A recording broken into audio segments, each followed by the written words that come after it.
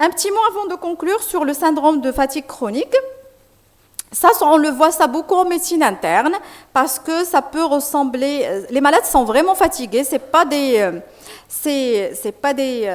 pathologies simulées, mais c'est une pathologie qui est invalidante. Il y associe un épuisement physique persistant et inexpliqué, des douleurs généralement diffuses, des troubles de sommeil, des troubles neurocognitifs et neurovégétatifs. Et pour la majorité de ces troubles, on fait toutes les investigations, mais on ne prouve rien d'organique qui peut expliquer ceci. Il est connu depuis pas longtemps, 1980. La prédominance elle est féminine, avec une prévalence aux États-Unis qui peut aller jusqu'à 2,5 millions de personnes qui ont un syndrome de fatigue chronique, avec des coûts économiques et directs et indirects qui varient de 17 à 24 milliards de dollars par an. Donc, vous imaginez les investigations qu'on fait chez ces patients pour pouvoir expliquer ce syndrome de fatigue chronique. La physiopathologie est controversée, mais des pistes de recherche actuelles convergent vers une atteinte désimmunitaire qui peut impliquer le stress oxydatif avec un dysfonctionnement mitochondrial. Il y avait l'incrimination de certains virus.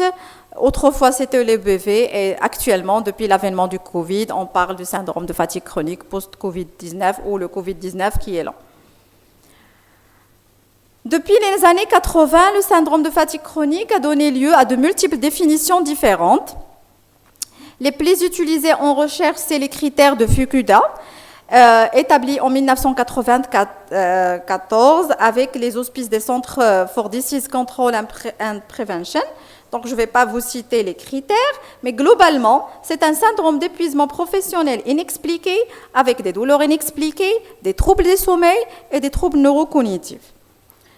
Le système des critères le plus exhaustif qui était fruit d'un travail récent, c'est une appellation, c'est un travail de consensus international. Au lieu de dire le syndrome de fatigue chronique, on avait donné le nom d'encéphalomyélite myalgique, avec des critères d'inclusion qui sont plus restrictifs, mais c'est surtout un syndrome de fatigue chronique. Le patient, c'est une fatigue exhaustive, avec des signes neurologiques, et des troubles de sommeil et des troubles de mémoire. En 2015, un panel d'experts américains a réalisé sous l'égide de l'Institute of Medicine un travail de synthèse passant en revue 9000 articles environ. Sur cette base, ils ont proposé un système de critères cliniques qui est plutôt simplifié, avec un nouveau nom qui est l'intolérance systémique à l'effort. Donc on voit que le syndrome de fatigue chronique, ça change de nom, mais ça reste syndrome de fatigue chronique ou encéphalomyélite myalgique ou intolérance systémique à l'effort. Pourquoi cette nomination? Parce que les patients ne sont plus capables de tolérer ou de faire le moindre effort et ça altère d'une façon très considérable leur qualité de vie.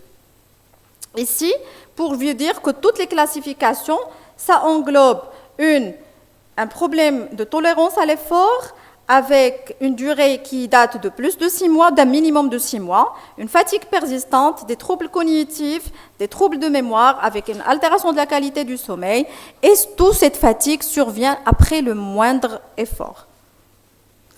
Donc, qu'on l'appelle syndrome de fatigue chronique, encéphalomyélite myalgique ou intolérance systémique à l'effort, ça reste une fatigue invalidante physique et psychique avec des troubles de sommeil, troubles cognitifs et neurovégétatifs. Généralement, tout le bilan qu'on fait, il n'y a aucune base organique, tout le bilan est négatif. Et bien sûr, ça peut poser un diagnostic différentiel ou être confondu avec une fibromyalgie, une dépression, des troubles somatoformes, sachant qu'il y a des critères de classification pour chaque pathologie à part. Le syndrome de fatigue chronique a une base biologique et n'est pas un problème psychologique. Ça a été discuté dans plusieurs études, mais jusque-là, on n'a pas vraiment de réponse à cette question. Sur une étude qui a été faite déjà en 1988, on trouve que pour les patients qui ont un syndrome de fatigue chronique, au moindre effort, c'est présent chez tous les patients, une difficulté de concentration chez 90%, des céphalées chez 90%, des douleurs musculaires chez 80% avec des douleurs articulaires, parfois des syndromes fébriles qu'on ne comprenait pas et une difficulté à dormir chez environ 70% des patients. Et généralement, ça s'accompagne d'une dépression associée chez 65% des patients. Ici, vous allez trouver juste les critères qui peuvent être similaires entre la fibromyalgie et le syndrome de fatigue chronique. On sait que la fibromyalgie augmente régulièrement avec l'âge, avec un pic surtout entre 55 et 64 ans, alors que la prévalence du syndrome de fatigue chronique, c'est généralement à partir de l'adolescence jusqu'à l'âge de 40 ans. Mais des fois, il est vraiment difficile de faire la part des deux pathologies. Mais ce qu'il faut savoir, que 70% des patients avec une fibromyalgie, ils peuvent remplir les critères de syndrome de fatigue chronique. Donc, je dirais, on est presque dans la même chose. Donc, la prise en charge, il n'y a aucun médicament qui a montré une efficacité démontrée. On a essayé de nombreuses petites études pilotes qui s'intéressent à des prises en charge diététiques, des régimes d'éviction, des probiotiques, supplémentation en vitamines, des antioxydants, corticoïdes, mais tout ça n'a pas montré vraiment d'efficacité.